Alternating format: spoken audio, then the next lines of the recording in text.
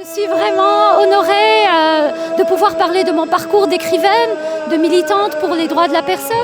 et surtout de mon dernier livre qui s'appelle Gendered Islamophobia, My Journey with a Scarf. C'est un livre que j'ai écrit en anglais, les autres livres ont été écrits en français et ça porte sur un sujet qui touche surtout les femmes musulmanes qui sont identifiées par leur choix vestimentaire, surtout dans un contexte nord-américain, européen, mais aussi parfois aussi dans des pays même arabo-musulmans. Et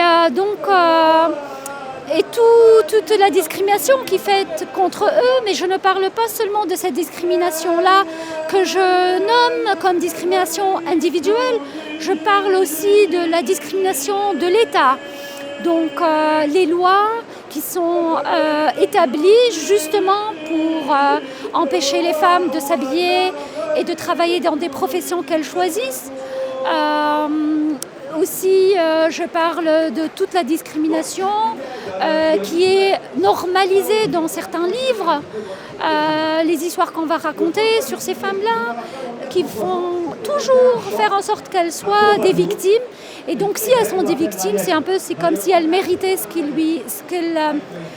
leur sort. Et donc, ça a un peu normalisé la violence qui pourrait être faite contre eux. Donc, je touche à plein de ces sujets-là, et dans un but d'éducation, mais aussi dans un but de repousser ce discours violent, de ce discours raciste, mais aussi pour trouver une alternative, pour intégrer ces femmes-là telles qu'elles sont, avec leurs choix culturels, avec leurs choix religieux dans la société, et faire qu'elles ne sont pas réduites à juste un hijab ou à une jallabia ou à une abaya, mais qu'elles soient vraiment jugées par leurs compétences, par leurs droits, et c'est tout.